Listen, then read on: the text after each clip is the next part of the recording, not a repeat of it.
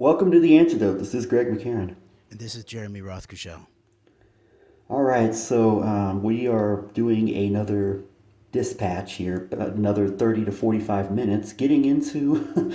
I mean, last time we talked, it was Israel, Iran, and what's going to happen with that. Now it's something that I don't know if we ever saw the day this would happen of like Jeffrey Epstein becoming like maybe the most talked about in terms of a lot of media, social media, a lot of legacy media, the that is the figure right now. That is, the thing that you have those things like everybody's talking about it. Like Epstein is now household name in terms of the way this has come into the forefront in a way we've never seen it before. And I guess we should take the next amount of time we've got here to give some of our perspectives on this, and obviously the question of Trump, the question of a lot of the things that we and others have been cognizant of and following for a good number of years now, and also how that figures into other things we talk about as far as the interconnecting of a lot of aspects of things. But I mean, it's one thing where like it's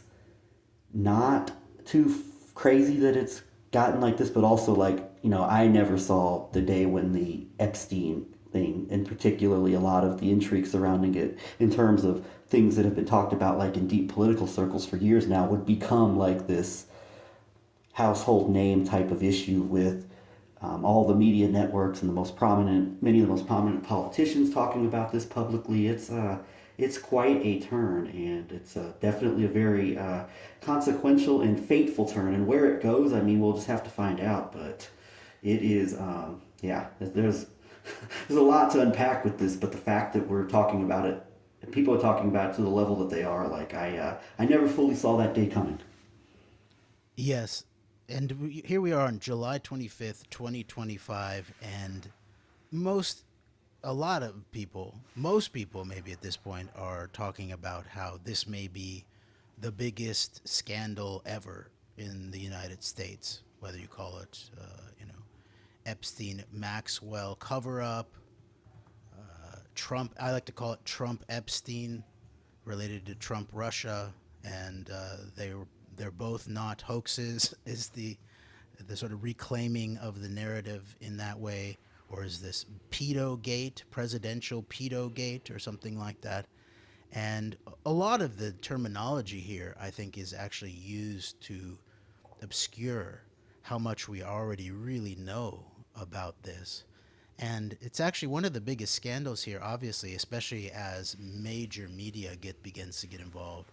And I'm thinking especially of the Murdoch empire, because the Wall Street Journal has now become a frontal, seemingly attack vector on Trump's credibility around his denials of being in any way implicated, let alone just being friends with Epstein for years, decades ago.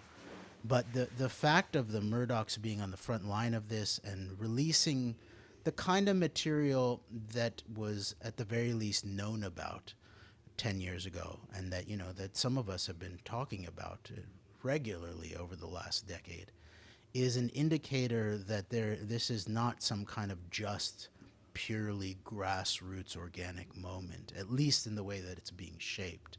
So I think that does need to be taken into account. There are obviously certain forces that are, at the very least, entering the fray to make the most of this moment, and the timing of the release of things like Trump's medical issues relating to circulation issues in his ankles. Again, all of this was obvious for years and years and years, but this now being publicly Despite the announced. perfect medical reports that would come out from people like Ronnie Jackson. Exactly, who's also crucial to the ongoing narrative around Butler, Pennsylvania, which is sort of like right around just a year ago when we were recording. We were actually recording directly with John Brisson from We've Read the Documents when it was announced, and so we immediately got into a meta analysis of the moment and all the kinds of things that could be running. And so it's interesting that that still is at play. And remember, just to sort of give us a sense of how much has happened and how many twists and turns are happening increasingly fast. It was that day, just a year ago, July of last year, where Elon Musk made his big push to now directly back Trump, who was such a courageous America, America firster, America revivalist, and him pumping his fist and all of that was proof that he was the kind of leader that we needed to take on the woke left who were leading to the downfall of America. And just a little bit over maybe 3/4 of a year later, there was a major public split, apparently, at least a public major dust up between Musk and Trump. Obviously, we anticipated some of the split that would eventually emerge between Musk and Trump. But Musk really, if you think back on it, I would say it's probably about exactly a year to almost exactly a year from Musk publicly proclaiming Trump as the savior of America that he was now going to throw all of his efforts behind. And then you see all of the machine that Elon bought at Twitter, turned it into X, algorithmic expressions that had already been running by that point for over a year, and then escalate that into election. I'll just call it election manipulation to cover all of the potentials in terms of the bodies that where Elon knows they're buried in terms of all the different kinds of, some of them might be legal, some might be illegal in terms of election manipulation that Elon Musk and engaged in alongside the Trump operation, really. And so just a year from that to then Elon dropping what he was sort of called the mega bomb of Trump is on the Epstein list or something like that, basically directly seemingly to implicate Trump with Epstein, as if that it was not a very serious discussion with affidavits sworn by an alleged victim of both Epstein and Trump, known as Katie Johnson, from late 2016, that we focused on for many years. And so there's these aspects of this of like, why now are these people saying these things? Why now is the Wall Street Journal going hard on Trump and Epstein and all of that? That suggests that there is a dynamic. Remember, that's also when Musk joins the fray. There is right also at the same time that Silicon Valley, the technate, the techno feudalists, the sort of techno monarch types, authoritarian types who want to replace the American Republic with a holier or a knowing more than thou broadcast kind of sphere, largely out of Silicon Valley, that they had already got their choice of J.D. Vance. So there are these parameters, I think, to look at in terms of certain forces that might utilize this moment to destabilize Trump and further escalate and elevate their man J.D. Vance into the mix. Now, obviously, this is going to happen at some point. Obviously, this is one of the reasons why they got involved in this. It's not like they really love Trump is their guy. A lot of these guys were against Trump originally, including J.D. Vance himself, including David Sachs, including all these people really.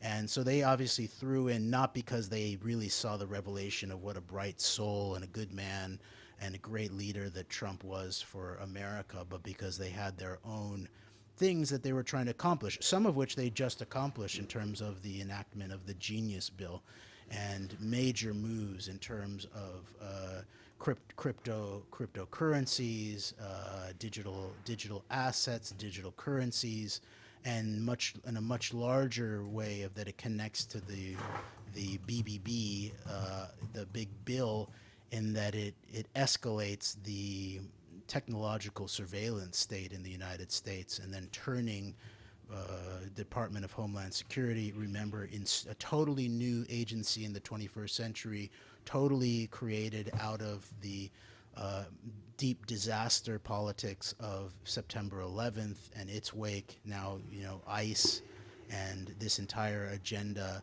of mass deportations and massed ICE men and all of this kind of thing is now under DHS, and DHS has now been funded to become really one of the largest militaries in the world, and yet it's recognized as some kind of civilian agency of some sort. And this is where they're also bringing in all of their technology.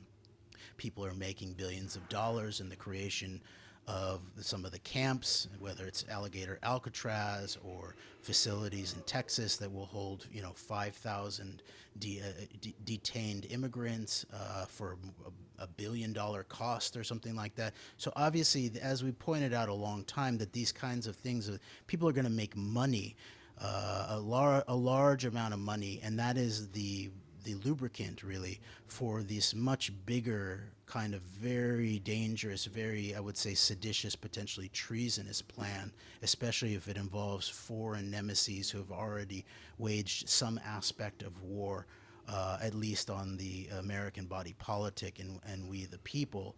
That this is, this money-making capacity of all these investors and sort of a new generation of billionaires that will be made on some of the sort of the crypto policy and the detention and the surveillance technology.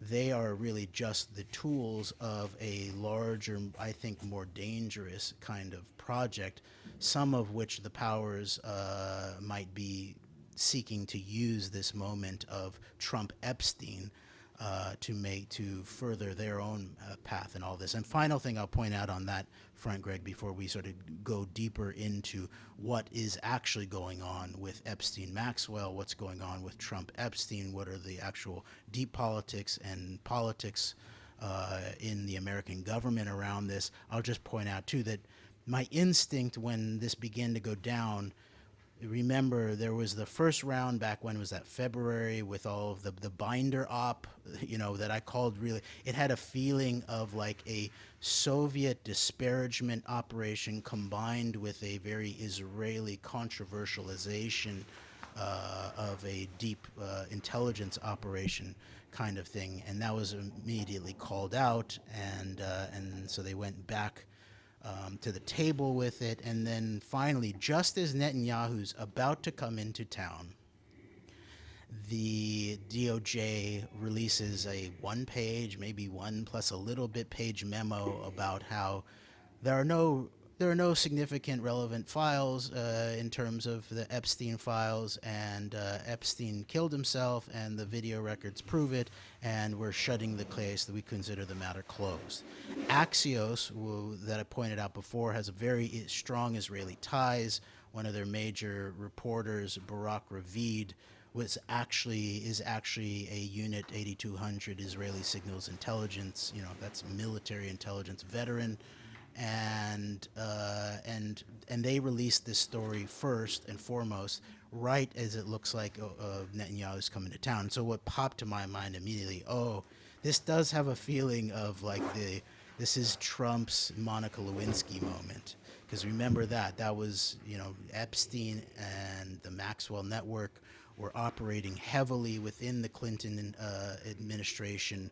They visited the White House more than a dozen times. It was also the time that there was the release of the question of Mega the Mole, Mega the Group. I call it Mega the Machine, which then points out that there was this whole Israeli signals intelligence penetration operation going on around it, where the White House communication systems are being remade, reconstructed, and there are Israeli military intelligence contractors right in the background there.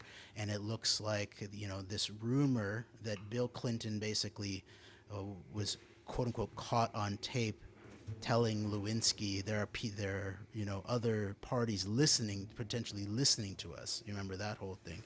That a lot of that does, in my mind, goes directly back to Mega the Machine. Neither Mega the Mole, which is said to be a person or persons within the Clinton White House, very potentially high-level national security focused, who are actually Israeli moles of some sort, or then Mega the Group. I think Mega the Group, highlighted originally in, I think, in a combination of the Washington Post and the Wall Street Journal, about a group of, of Zionist Jewish North American billionaires heavily invested in PR campaigns around Israel. And I think both of these descriptions, and remember, the way that it was said was that an Israeli intelligence in D.C. was caught on NSA intercepts of saying, "We don't use Mega for that," and that was then said that, okay, that refers to someone in the mix in the Clinton White House who can get us information. And so I think both of those poles of explanations are both partially true, but also they are meant to hide the deeper operation of Mega the machine, or Mega machine learning, we might call it, or and the rise of a signals intelligence binational security state, in this case between the United States and Israel, which then gets catalyzed after September 11th, when the NSA puts a lot of bulk collection of American citizens in the hands of two major Israeli military intelligence cutout companies, Narus and Verint, and basically it looks like at least all of the West Coast communications traffic as some kind of immediate backdoor cutout back to the Israelis. And this is just a follow-up on what I was pointing out before, that the Israeli military intelligence companies involved in the Clinton White House contracting recreation of their communication system, that involves a company like Amdocs, and there was a cutout very likely via Missouri, right outside of, to the northwest of St. Louis, that went straight also as an intercept to Israel. And so I do in some way see the parameters for this being similar to, Bill Clinton had his Netanyahu, Monica Lewinsky moment, and now Trump has his Netanyahu, Epstein, Maxwell moment. Yes, and I do agree with that, that there is that. And you think about the ways that could be used, like as far as what we saw with Iran last month, and then also the dynamics or even questions of, I've even thought about this, like, Netanyahu, I guess, remember, he's had a pen, what, there were the storming the Capitol moments, like Netanyahu, as we call it, stormed the Capitol, right, as the Clinton Lewinsky story really broke in the way it did. He stormed the Capitol in opposition to the JCPOA, the Iran nuclear deal, which Trump ran on destroying and ensuring would be reversed and overturned and destroyed. That was one of the major things he ran on. And then now storming the Capitol right after the bombing of the Iranian nuclear facilities, and Trump declaring peace between the peace treaty with Israel and Iran and all this. So I could easily, and I think it's very, very plausible and likely that, yeah, there's certainly an element here that is using this as far as, because you also got along with this, like Netanyahu coming and like the restoring of, at least on Trump's end, the full embracing once again of Netanyahu after he blamed Netanyahu for betraying him because he, like, the way that the fake alt media portrays it is, well, Netanyahu was the first major leader to congratulate Biden, which was not the case. He held out as long as he hypothetically could have held out, considering the fact that Netanyahu still has a Democratic Party establishment to deal with here in this country. But the way it was portrayed, and but now that bromance has been restored with Netanyahu endorsing Trump for the Nobel Peace Prize, and Trump talking about how we're going to be on your side, Bibi, through your fake news, BS corruption trials and all of this. But there's also the possibility that there's some dissatisfaction. I don't know this for sure, but like there could very well be some dissatisfaction within elements of Netanyahu and the Likud networks, and certainly their networks that operate here in the United States domestically, about this whole peace thing, quote unquote. And I'm not sure what the dynamics of that begin and end, but there's certainly, I think you have to look at this as, yeah, absolutely this would be taken advantage of. But then where it gets frustrating, where I think a lot of BS and bad faith mis and disinformation is thrown in there, is the idea that, well, Netanyahu and the hardliners in Israel are doing this in hand and glove, like part and parcel of like the same American, deep state that's been trying to hurt Trump from the beginning and all this, as if they're aligned when this is really anything but the case. Like this whole thing of like this international type of multinational networks that came around the Trump campaign in 2016 were predicated on using Trump as a means to, if not completely outright topple, certainly weaken like the American, bipartisan political process, security state as we know it, and so many things that come with it. And so that's where there's a problem. But certainly, like this does need to be viewed, and yeah, absolutely, there are elements that are at the very least, I think, very likely taking advantage of this and perhaps even manipulating the process around this. So I think there needs to be a clarity on that, but then also like this correcting of the record that so many people are running with of, oh well, yeah, Netanyahu's been it's all he's just part and parcel of this deep state that's out to get Trump and out to get the people who just want to restore the greatness of America and all that. Yes, and the storming of the Capitol, I think, is crucial in terms of Netanyahu. And he obviously did that, the storming that you mentioned in against the JCPOA under Democratic Obama administration, and then he stormed the Capitol again, just last year under Biden, under Good point. I another forgot about that one. Democratic Biden-Harris administration, and that was, this is another a year ago kind of analysis and recording that we did that pointed out that Harris actually appears to have boycotted the Netanyahu storming of the Capitol a year ago to bolster his ongoing genocide at that point that was becoming very clear to people who had denied at the very least, the intent of his post-October 7th alleged response. So Netanyahu is obviously one of the key, if not the key figure throughout all of this history in many ways, even tracking it back through September 11th and the war on terror as an overarching manifold for a lot of what we've seen both domestically in the United States, as I pointed out, in terms of the rise of DHS and all of that, but also in terms of the clean break wars. And also, as I've asserted, that in certain ways you can see the October 7th Simchat Torah terror treason plot of all accords, and then its alleged response, which is really a follow-up to the Nakba 1.0 with a very genocidal operation, Nakba 2.0 in Gaza, with a very strong national genocide of the Palestinians, or the final solution, we might even say, to the Palestinian question that had been posed over decades and decades, based on ethnic cleansing in many ways. So Netanyahu is at the core to a lot of this, but as we pointed out, for almost the whole time that we've been recording the AnteDote, that Trump himself is not only is he an unstable asset, but he's also a multiplayer asset. He doesn't belong to either just one country or one intelligence agency or even one necessarily set of global powers.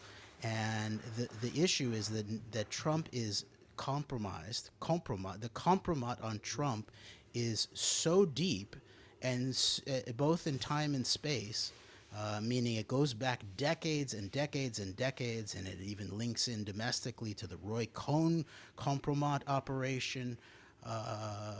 But then it also is very much involves multiple jurisdictions and countries who are interested in all of this. And so, as you pointed out, there is an interesting question about the rise of, the kind of fairly hostile rhetoric, public rhetoric on Trump's part, from where after he went ahead and used B-2 bombers to bomb Iranian nuclear sites, he then came with a blurb basically saying the Iranians and Israelis don't know what the F they're doing, basically. I don't think they know what the F they're doing. And so expressing some displeasure with both sides of that operation that he, did. And then it was also around the same time that he began to publicly express things around Putin that we've never heard. One of the Hmm. pieces of circumstantial contextual evidence that Trump Russia was not a hoax, but was decades long, multifaceted, involved, elements of the Russian deep state in terms of organized crime and oligarch money laundering via Trump properties, not only in Manhattan, but more worldwide via Trump Toronto, one of the strongest Russian Israeli sort of oligarch mob syndicate connections via Trump, but also through questions of, what's now being highlighted by Epstein Maxwell and real hardcore sexual underage crime compromise involving things like sex trafficking and all of that kind of stuff. That this goes way back. The scale and the complexity of the amount of compromise on Trump. And so I think it is important for a while we talked about blackmail, use that term, and I do think that eventually we then shifted to compromise, and I think that's a much more accurate term, because if you really think about it, it's not necessarily the case. One of the ways that they're going to try to cover up this Epstein Maxwell thing is they're going to try to pin it on Epstein and even Maxwell, when she's now in direct talks with Trump lawyers. We'll just call them Trump lawyers. Supposedly it's the deputy director, attorney general. But he's a Trump lawyer again. More more Epstein lawyers, more Trump lawyers. And by the way, he went to talk with Maxwell, and Yes, it's a Todd Blanche, the Deputy Attorney General. thank you. That Todd Blanche has a direct relationship with Maxwell's lawyer. This is a very tight knit group here in many ways. And so one of the things that I imagine in trying to close the loop on this and finish closing the book on this, especially from the Trump perspective and the current American administration perspective, is they're going, as Trump himself said, he was Epstein. He was a nasty man. Well, who even cares about that anymore? He's gone. We don't need to talk about him anymore. Meanwhile, remember what he said about Maxwell? He's like, I wish her the best. And he wouldn't condemn her involvement in it. And so there is this aspect of where they're going to try to say that Epstein was the bad guy. He was just a lone. We've heard of the lone wolf. We're going to have the lone pervert kind of explanation for all of this. And he was just self-interested, and he was just tricking these billionaires and high-level officials from multiple countries in order to enrich himself and keep his own lone perversion intact and protected. And that's not what this is.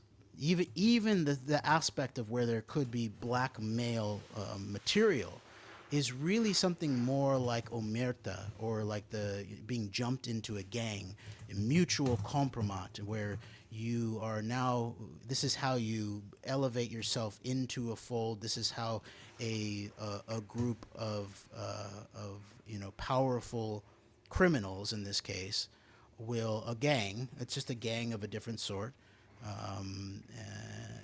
their way that they can have it's basically a blood oath. They have the goods on each other. It also shows what they're willing to do with each other, trust each other in terms of the knowledge of all of that. And sure, the audiovisual compromise that it was produced over very likely decades in terms of these multiple Epstein and Maxwell managed properties is a strong leverage point if ever needed. It's sort of like a dead man switch, or a nuclear option, or as we called it, a nuclear Opstein, when we were talking about, this is not just Yeah. about Epstein and Maxwell, this is also about the Maxwell sisters, who, even in the midst of all of this, I've almost never heard their names ever mentioned right now. Even with like Ghislaine Maxwell being the focus of attention right now, there's almost no talk about, what about these other characters in the Maxwell family, the Maxwell twins? What's their involvement in technology, in Silicon Valley, in Microsoft, in Israeli military intelligence, and all of this? And so there are obviously a lot of powers at work that are at the very least going to try to suppress all of this.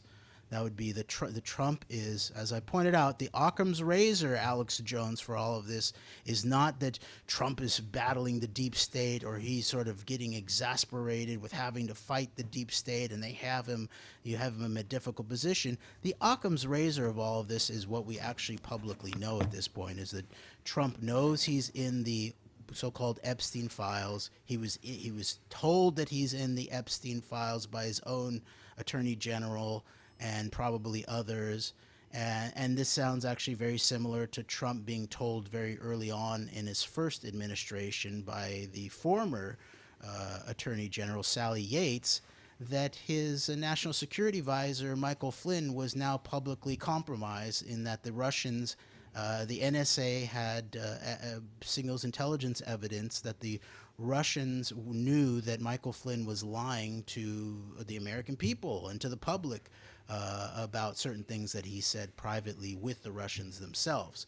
And so we're at this similar kind of time and political timeline of the first administration here, and that now Trump is obviously knows what he did. He knows his actual relationship with Epstein. He knows what they were doing in the late 80s and early 90s especially.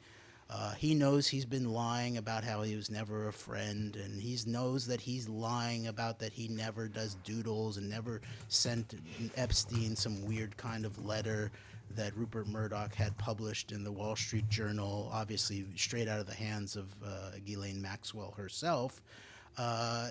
He knows all of this, and so the Occam's razor approach for the Alex Jones types and those remaining fragments of the good faith. I mean, I wouldn't call Alex Jones good faith, but there are good faith elements of the MAGA base that are still do not want to grapple with the Occam's razor approach here, which is Trump is covering up his own crimes. He's self-interested here.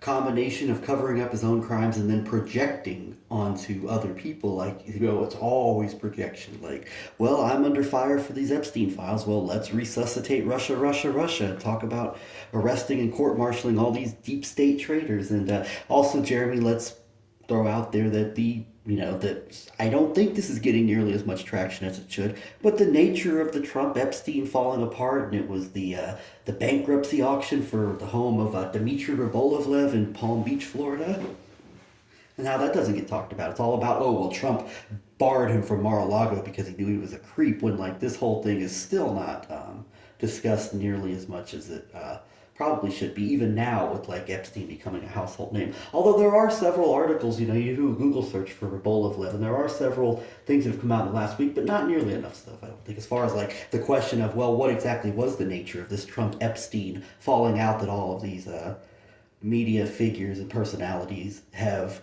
completely weaponized as, like, the proof that, oh yeah, Trump is fighting the good fight against the sex criminals because he banished Epstein because he knew Epstein was into all this stuff. Well, what pops in my mind, and I'll just do a shorthand of what I think one of our best strategic approaches, let's say, as the American body politic, if we were to talk about it, or the interested American public of good faith, is we need to push for something like what was called Iran-Contra. That was obviously part of the cover-up that ultimately was successful in terms of, what was really deeper. It was actually, U.S., Israel, Iran-Contra, if you want to talk about it in that way. And it dealt with way more than just weapons being transferred and, and militants being armed in Central America, but that was a key piece of it.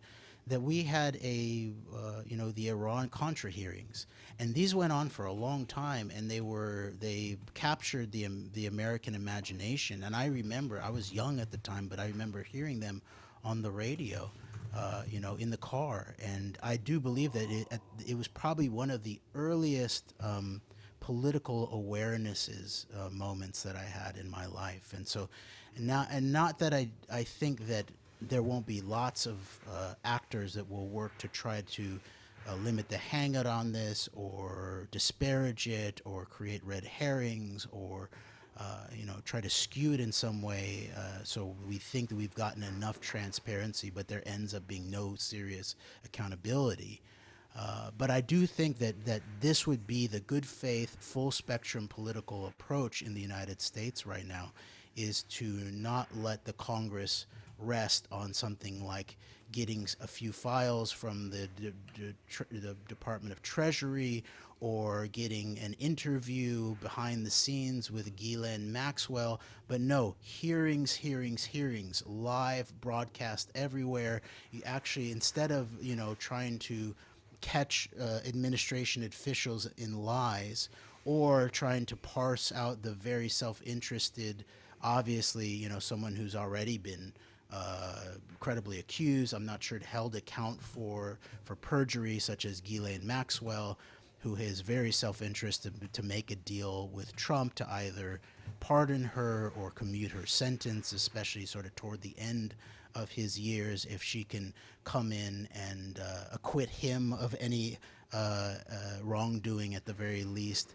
But no, we need to actually have the multiple different sources, the actual victims who are willing to talk to Congress.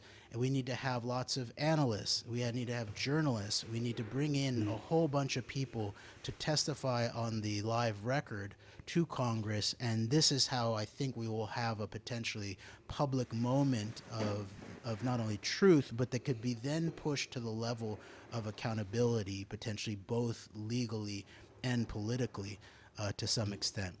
But I just point that out in terms of what I think actually what might be the strategic move at this point politically, to get past all of these different forces that are either seeking to use some limited aspect of this against just some limited aspect against Trump, or those that are trying to fully suppress it, like Trump himself and his people, and or even the Democratic Party establishment types, who are also have, at the very least, they have major backers, funders, party elite who are tied up in this too. They do not want to go all the way down on this. So if we can actually push past all of these forces trying to limit it, there might be some kind of, a pro justice kind of thing that could happen here, in addition to truth. But I was thinking that when you're talking about a level of, of cover up of Trump Epstein, in terms of like Robolovlev, and how when Trump appeared to have thrown Epstein under the bus at an opportune moment when he was trying to angle Epstein out for this property it was actually a Wexner associated property, and I forget the guy's name, Abe someone before that. Abe Gossman, by the way. I'm looking at this article from the Palm Beach Post right now. It's Abe Gossman, a nursing home magnate. Trump submitted the winning bid, $41.35 million. Turns out the property had previously been owned by Leslie Wexner. So exactly. So this is this is an Epstein network to some extent, right? Obviously, Wexner and Epstein, and Wexner is closer to Epstein than Wexner is to Trump, And then Robolovlev bought it in 2008. and then so Trump looks like, and a lot of this is skewed. Like, this is part of we've had a decade of skewing, at least misinformation, if not disinformation, in terms of, Trump couldn't be implicated in the Epstein thing. The Katie Johnson thing was totally exposed as fraudulent. She dropped it because it was fraudulent, not because she was threatened, just like as she swore in her affidavits was done by both Trump and Epstein after they sexually assaulted her when she was 13 years old at the Wexner supplied with audio and visual compromat brownstone, sort of given over to Epstein. And I remember there were two brownstones there, 9 and 11. 9 and 11, by the way, very interesting. And then the 11 was then ultimately then passed on to Howard Lutnick, who's finally getting some attention in relationship to his obvious, tight role in the middle of what we call Trump's ground zero. So people are pointing out the geographically close Epstein ties and the next door neighbor, but also his relationship to 9/11 lucky guys like Larry Silverstein and all of that kind of thing that we did an analysis. of. So all of that is beginning to now come to the surface. But for a long time, a lot was made of Trump couldn't be involved in this because he exposed Epstein. Brad Edwards, the early Maine lawyer for some of the Epstein victims, I believe we might be the sort of first people in the alternative media, if we want to call us that, to have actually read his book in a careful manner and pointed out all the shady stuff that Brad Edwards admits to, both in terms of how he was originally brought into the Epstein investigation via his mom's buddy, who was at the epicenter of the H.W. Reagan, H.W. Bush years, and especially knowing what we know now about the Craig Spence ring, the Franklin so-called scandal, and all of those kinds of things that we investigated at that time. And actually, people can go. John Swin at Expose the Enemy has published a lot of interesting videos, actually, of his own that people should go look at. But he's also published something almost 10-hour, what he calls an Epstein-Maxwell cover-up omnibus, of when we went over the deep history of the sort of both sides kind of operation that is working to cover up the depth of the Epstein-Maxwell criminal network, that included not only the Epstein-Maxwell side of it, but also the lawyer set surrounding the sort of the most publicized victims in many ways. And so, people have pointed out that Brad Edwards said that Trump was the most helpful of everybody. He sat down with us, gave us everything we wanted to know.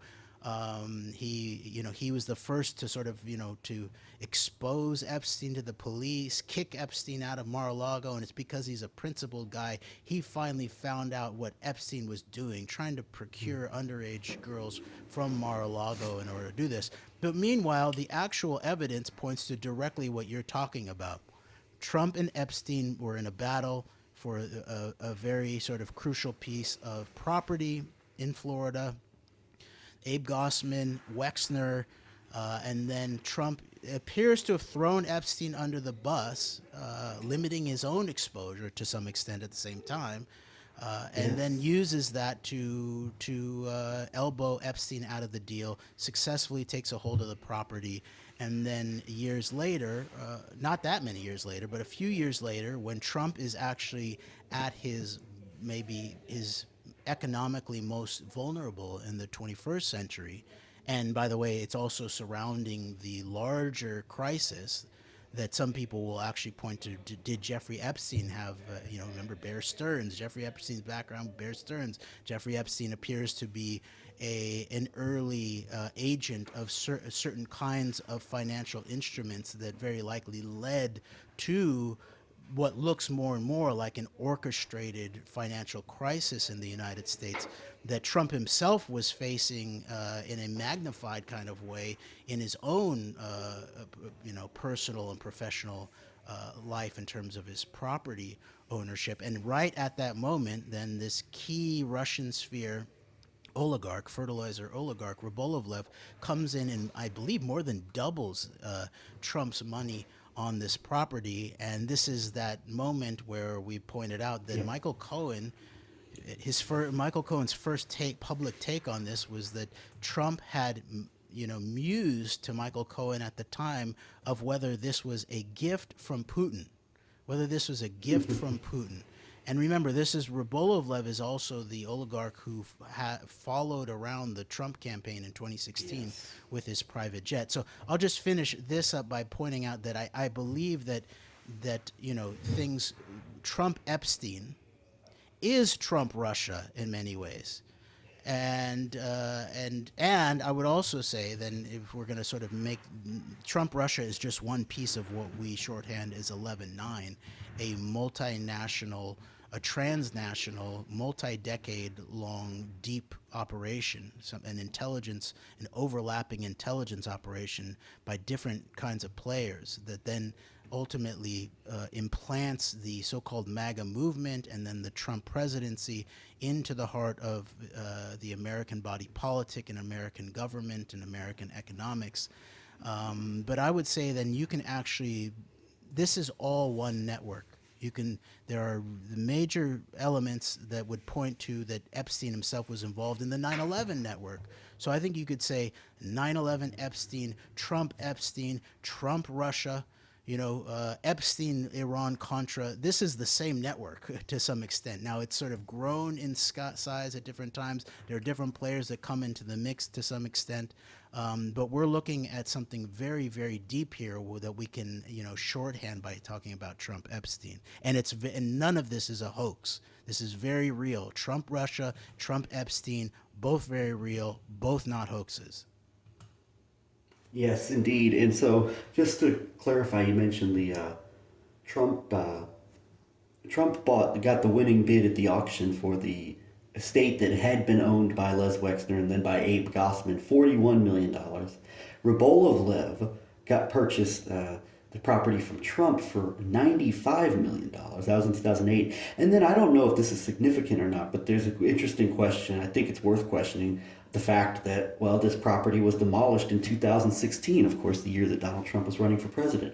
I don't know the significance of that, but, that should be taken into consideration. Is there any type of meaning behind 2016 being when this uh, property is demolished? I don't know, but let's ask that question. So that's a, and then going back, Jeremy, to the question of the what we were talking about before. Oh, and one more thing about this, and then going back to where we were talking about with like the need for like accountability all across the political board in terms of an operation like this, is that this very well could have been with Epstein like another one of these moments where like he lashed out at Netanyahu, F Bibi, and all this. Like this is how Trump operates. He very these guys were not just like, yeah, sure, Trump will cooperate with making a guy who he's had a falling out with, who he no longer views as having a positive relationship with. Absolutely, it doesn't mean that Trump's driven by some type of altruistic desire to have accountability for children whose life, or for maybe for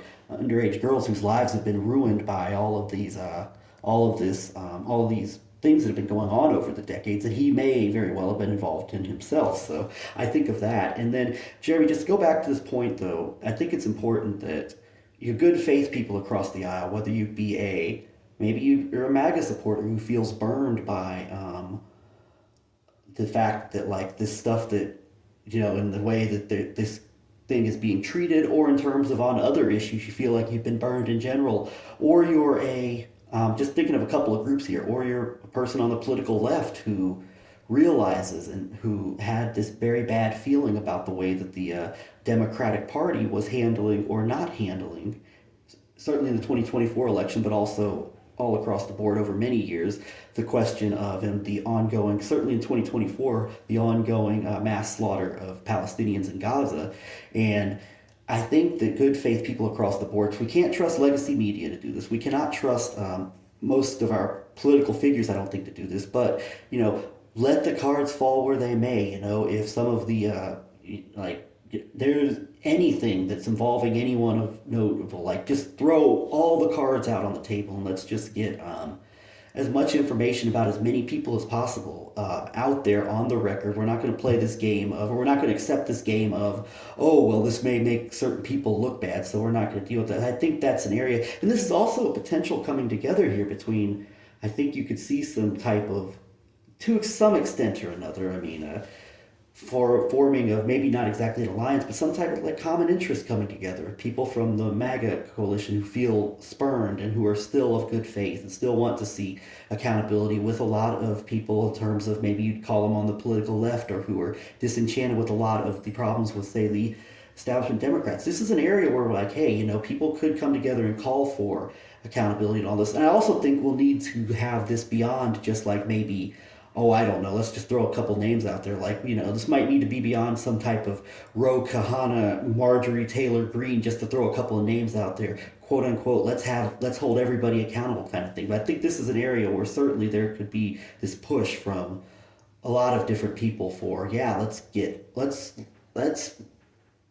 unfold all the cards here as far as like where it leads in all this. And we're not going to play your game of like trying to cover for whoever, organized power interests want to cover for.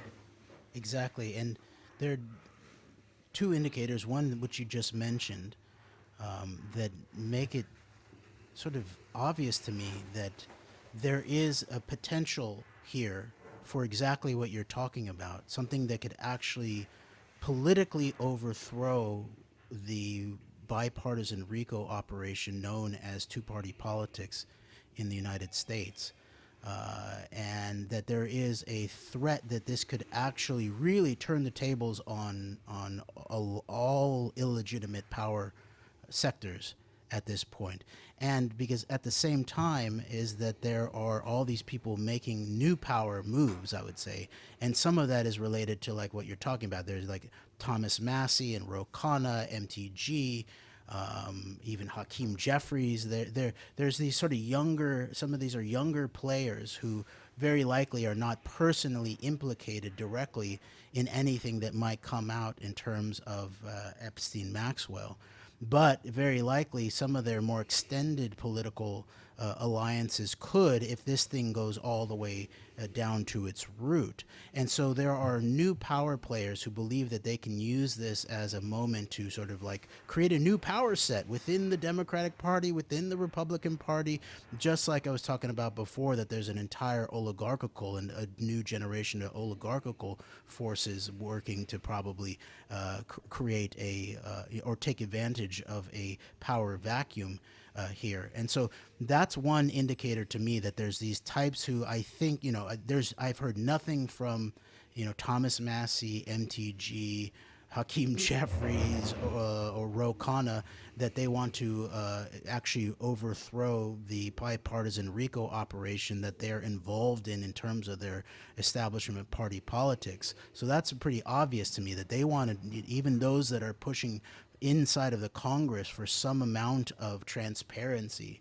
And even if they go to sort of like let the chips fall where they may and accountability and stuff like that, they will have the power to limit the hangout on all of this so that it'll serve ultimately their own political intent and desires and interests.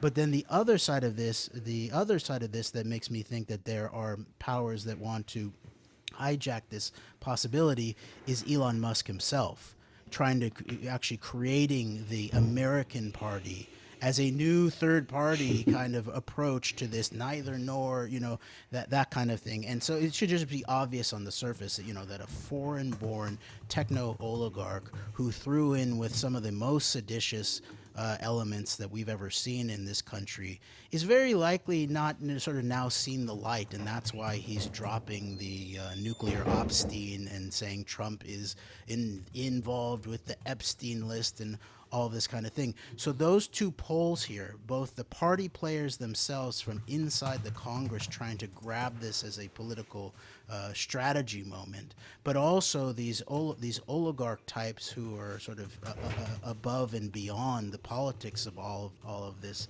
trying to grab this moment, to me, represents that there really is a transcending of the totality of this illegitimate power structure in the United States that's sort of grown over decades and decades, and that all of these forces are concerned that something legitimate and organic and truly principled and populist and interested in not only so-called transparency but also in accountability and some kind of restoration of the best of rule of law in this country might actually take a hold. So I do think that there are these indicators that there is, I'll say, the radical middle, the transpartisan radical middle is the way forward here, because there really is a full spectrum political consensus in the way that you talked about it, that this is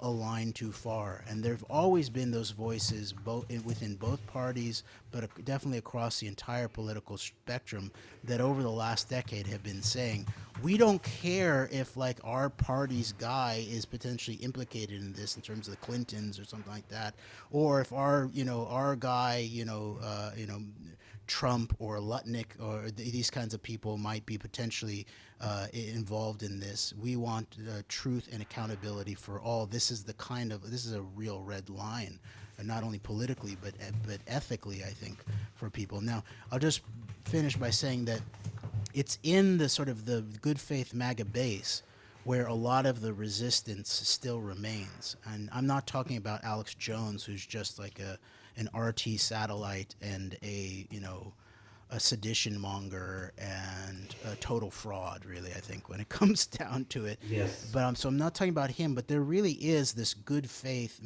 MAGA base who are the ones that actually stuck on this right now and wouldn't allow Trump to actually shut the door on it. And you do have then like these sort of controlled liberal to left and Democratic Party elements that are using their involvement in this to actually try to shut the door on the deeper elements of this. I actually heard Democracy Now! Amy Goodman doing this very exact thing on the radio in Kansas City as I was driving in for our Understanding Israel-Palestine show, my Beyond the Walls edition, and she framed it with two different guests. One was a purely sort of political interest reporter talking about how Trump is basically just reaping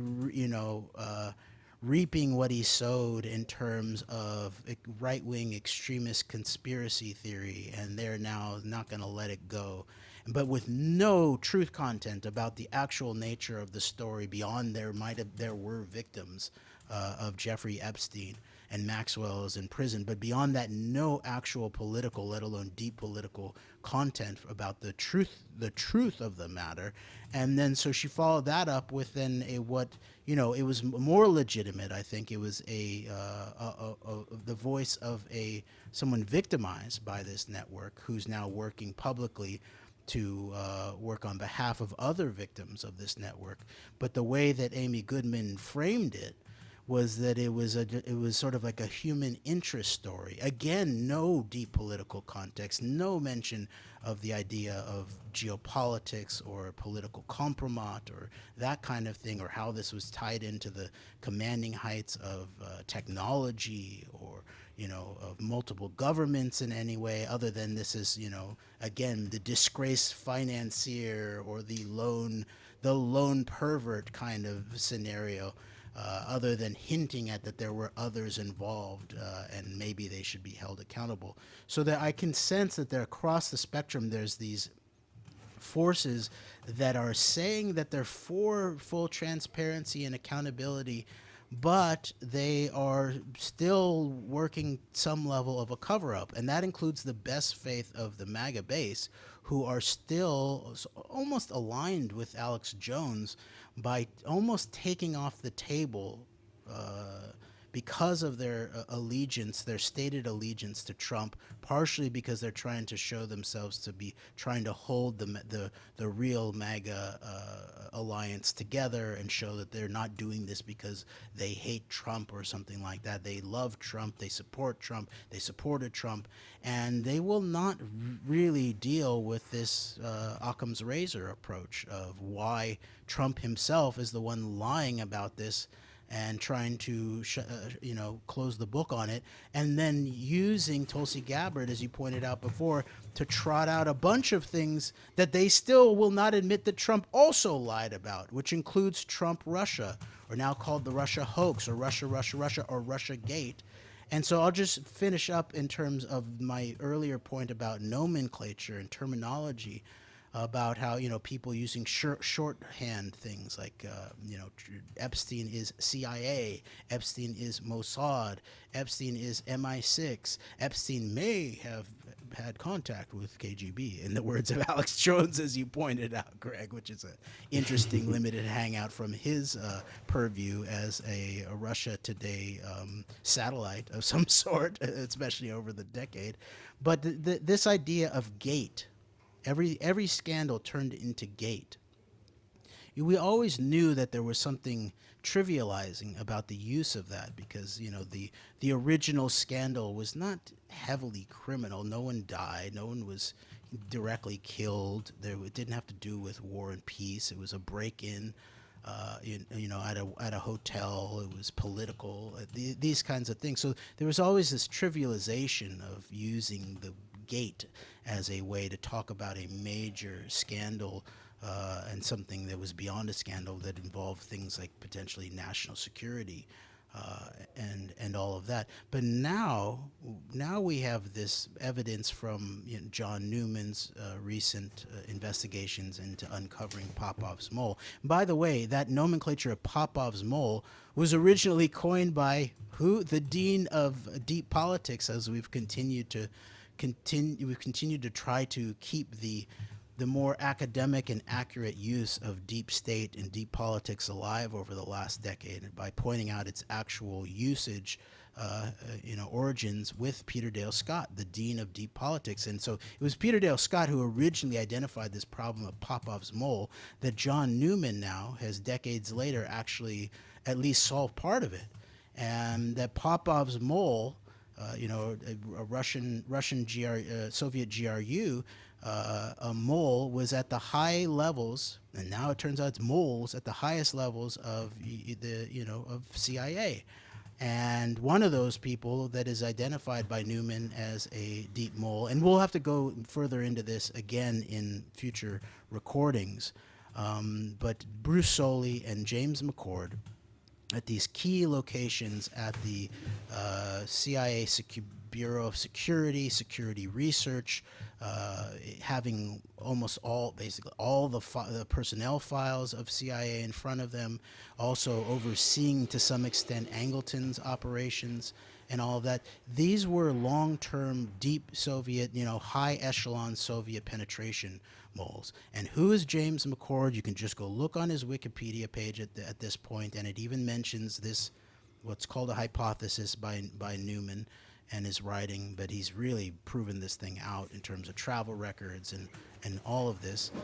It shows that McCord was not only, according to Fletcher Prouty, Alan Dulles' go-to man in the CIA, go-to man for security in CIA, a Soviet mole, upper echelon Soviet mole, as the go-to, security guy of a major figure in CIA history, Alan Dulles, at key moments in our history. But then where does McCord end up? He ends up in the head of, of Nixon's security for creep. Who's involved with that also? Roger Stone, of course.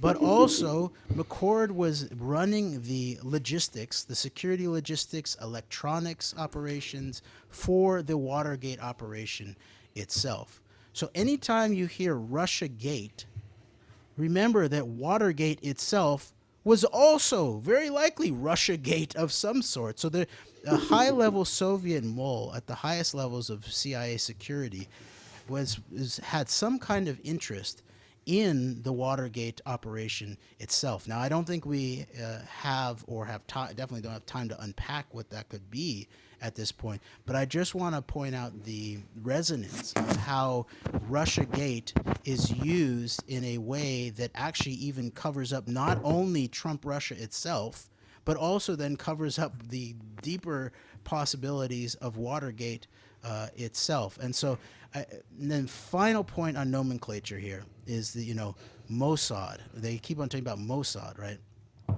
This again goes back to a lot of the things that we've spoken about the actual background of Robert Maxwell, right? This is one of the earliest indicators. It was the book Robert Maxwell, Israel's Super Spy by Gordon Thomas and Martin Dillon. That remember when we first started the AnteDote, Greg, like it looked like maybe I was the only person in the entire Kansas City metropolitan area that was interested in this book at the Kansas City Public Library, and I could check it out, whenever I wanted to. And we did a lot of research based on that book. But it was based on that book that I, just from the background of Maxwell herself and some of the other architecture of facts surrounding Epstein Maxwell, that I, had what I felt I needed to ask a public question of the high levels of the Trump campaign, the high levels of the Clinton campaign, and then the reporters from CNN, New York Times, other mainstream media who had all somehow not, ever dealt with. They were never asked the question, let alone actually disclose the truth about how it could be that the two candidates from the two major parties in the United States of America who had the closest relationship to this Epstein-Maxwell network that had as its background an Israeli super spy, also tied into KGB, could have been the two candidates that were presented to the American people to have a choice between. So this Epstein Maxwell question was so obvious from the very beginning in terms of Trump versus Clinton, going back to 11/9 in 2016. But in terms of our research, in terms of that book, it very clearly describes that the background of Robert Maxwell is not through Mossad. Remember, that's civilian human intelligence, Mossad, right? No, Robert Maxwell was brought in through Israeli military intelligence, and specifically LACOM, which is the Bureau of Scientific Liaison, which is really the locus of where there was a development of the Israeli nuclear weapon in many ways. LACOM was the epicenter of someone like Shimon Peres, who was tasked by Ben Gurion to start up the Israeli nuclear weapons program. And it's via that location, LACOM, under Israeli military intelligence, scientific liaison, technical stuff, science, right? And remember how this all then comes to a head and an apex with Epstein Maxwell, the Maxwell sisters and their involvement in high technology, Epstein himself, his involvement with scientists, MIT, Harvard, the Zorro Ranch, right, located in New Mexico, right next to the major U.S. nuclear weapons establishment. And Which is going to become interesting if Bill Richardson's role is significantly revisited in all of this with the Epstein network. And hopefully that will happen, and there will be a lot to go in on that, because it also then surrounds questions around the ongoing nature of the Israeli nuclear threat, we might call it, and that will then even then bring up questions about whether there was a turn back of Epstein after his first arrest, and when Acosta says he was told that Epstein is or was intelligence, whether it looks like there is some evidence for this, and Deanna Calderon has done the sort of most thorough, I think, well evidenced write-ups that there is this aspect of Epstein being turned in relationship to his relationship, especially with Ehud Barak. Remember, Ehud Barak is not Mossad. He was the former prime minister, obviously. He was former Sayeret Matkal, one of the key special forces units in Israel. He was the commander of Netanyahu in Sayeret Matkal. Remember, our early hypothesis about October 7th being a deep black operation of some sort to catalyze exactly what they've done and continue to do afterwards in terms of criminal starvation and mass death and destruction, intent in genociding not only the Palestinian people, but mainly the Palestinian nationhood, the possibility of all of that. That there was this a lot of Sayeret Matkal veterans, which is a sort of small elite special forces unit in Israel, that all of these guys were playing key roles. That includes Naftali Bennett, that included Ehud Barak, that included Benjamin Netanyahu, but it also included the chief of staff of the Israeli military, Herzl Halevi, who was there on October 7th too. So there was this sort of quadrant of the Sayeret Matkal Special Forces unit veterans who all seemed to be surrounding both the communications part of the October 7th operation, that was mainly Naftali Bennett and Ehud Barak, but then also the operational component, half of it, with Netanyahu and Herzl Halevi. And by the way, that just reminds me that it was Naftali Bennett who came out right in the middle of this Trump-Epstein moment and very publicly denied that Epstein was Mossad again. And so I pointed out on Twitter that, right, no educated person is really saying Epstein is Mossad. Epstein has been identified as being brought in via Robert Maxwell, who was Israeli military intelligence, into Israeli military intelligence. And by the way, another piece of this obviously is, all of you guys are actually Israeli military intelligence. You're not Mossad. And so you're basically at some level saying, using deceptive language to try to particularize this and say, okay, Epstein was not Mossad. We deny it categorically, or something like that. Maybe that's true. He was not Mossad, but he was definitely involved in an Israeli military intelligence network that goes back through someone like Robert Maxwell.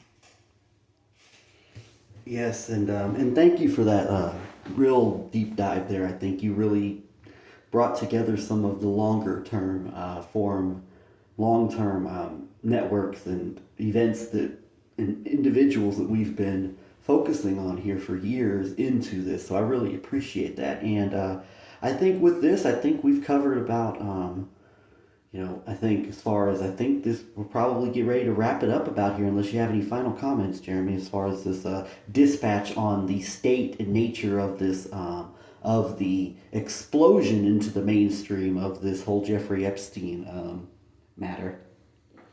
Well, thank you, Greg, for doing this with me right now. We'll continue on this road, hopefully within the next days, actually. But last point I wanted to make was, yes, just a reminder of, this would be a moment to call Congress wherever you are. If you're in the United States, if you're not in the United States, call journalists potentially and give them the idea that we need something like hearings. We need like ongoing hearings that are going to get to the root of this, that will include the root of what actually happened to victims, and give the victims an actual a major venue to finally disclose what the ways that they were, um, abused and assaulted and violated in illegal ways. And so push on Congress and journalists about, we need something that harkens back to what we saw with the Iran Contra hearings in the 80s, but what we might seek to escalate, especially in terms of the depth of the exposure, and then the scale and maybe the level or echelon of accountability that we might see. Because remember, Iran Contra ultimately ends up in someone like Bill Barr coming in to sort of close the book on it. And there were pardons also, and then a lot of those people have been the underlings, like Oliver North, were ultimately rehabilitated and put on Fox News and all of that kind of thing. So we never really got anything close to the depth of truth, let alone accountability, in terms of what so-called Iran Contra really was. But that's the model in terms of the kind of thing that we need to push for, which is in what's called the so-called, I would call it the so-called legislative body of Congress, which is really the assembly body of the National Assembly body, and it's where the First Amendment is most protected, and people can say things and be protected by their congressional privilege, and people can be subpoenaed, and so there's a certain amount of even legal rights here in terms of calling people and giving them some kind of immunity potentially in certain circumstances in terms of what they're willing to disclose, and then it should then interface directly with legal accountability. But it starts with the assembly of the people at the national scale, which is the U.S. Congress, and it will obviously be the biggest set of hearings ever in American history, I would think, by far. And at that point, we can then really delve. That creates a conversation, a very public, a very large scale conversation, where these deeper aspects, where it relates very much to uh, geopolitics, deep geopolitics, nuclear, the history of nuclear weapons, the future of high technology, technological compromise, interstitial compromise, all these kinds of things that that can be represented by someone like you're talking about, the former head of the Department of Energy, which oversees the nuclear weapons, stewardship, Bill Richardson, under the Bill Clinton administration. So those are examples of the kind of information that could be brought up in these hearings that will be able to, we can then really use this as a major, not only a teaching moment, but an accounting moment, and accountability.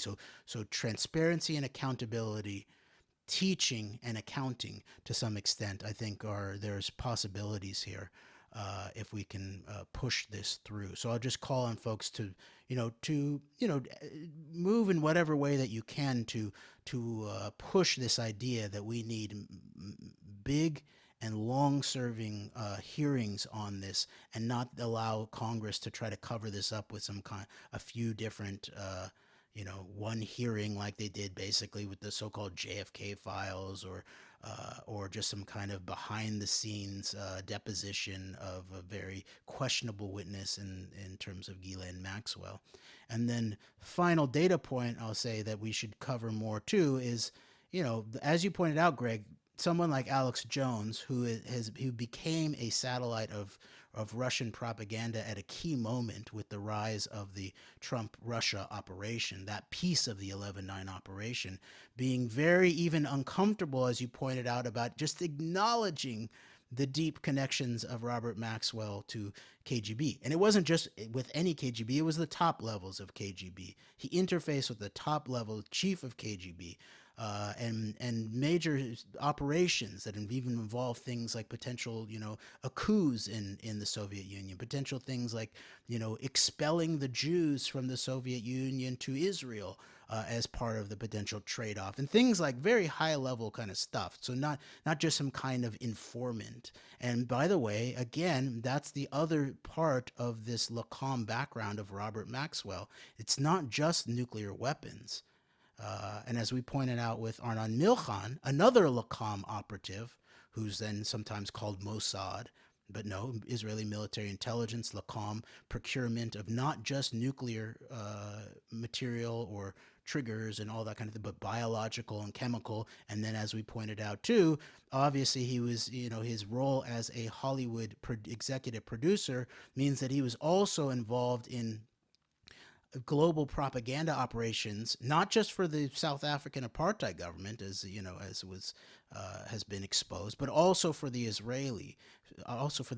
He was a global propagandist of what we call nuclear grade disinformation of some sort, and then how that then ultimately all interfaces with Robert Maxwell's involvement with the trucking and bartering of high level scientific manuals, handbooks, educational material of a very high level in terms of science, and that he was actually involved in very likely getting material to the Israelis in terms of their defense industrial base, as you might call it, but also very likely involved in some level of global nuclear grade disinformation in the sciences of some sort. And so I think we should return with Alex's very sort of obvious fear of really dealing deeply with this Russia component, not only obviously with Trump, but also with this Epstein-Maxwell network. We should return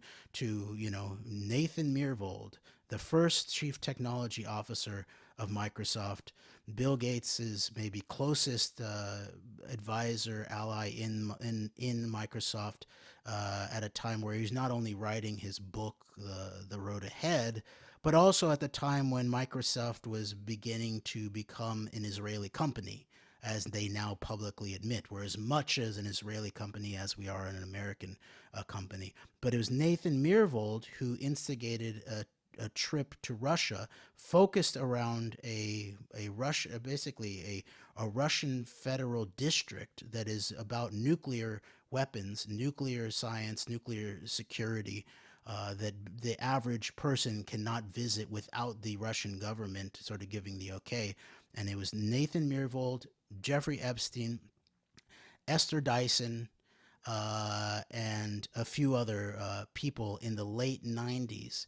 And so I would just say that Trump Russia, Trump Epstein, is also related very much to nuclear weapons, high level science, and ultimately, and this will connect back to the question of, of Watergate and the deep Soviet penetration of the upper echelons of not only American intelligence, but really all Western intelligence in virtually the totality of the Cold War period, that the Russian Israeli axis is not just a geopolitical thing, nor is it just a historical thing, but it's actually maybe a key to understanding global maskirovka. That would be the Russian term for it. Global, nuclear grade, as I would call it, disinformation operations that are still running at this point. And so explaining how this exact axis works in relationship to this current quote unquote scandal of Trump Epstein will also help us unpack this larger ongoing dynamic that affects so many things, not only in American politics, but also in the Middle East, also in Gaza, also in Europe, also really around the world in terms of the question of the rise of the multipolar new world order and all of that. So it can not only be a teaching moment for its own sake, but it might be a key teaching moment for unlocking this ongoing global deception operations that are really messing with our minds at this very moment. Yes, Jeremy, you were on fire there. Thank you so much. And with that, I think we will bring this to an end. But thank you very much. All right. Thank you, Greg. And thank you, everybody out there. We appreciate you. Until next time, AnteDote, we are out.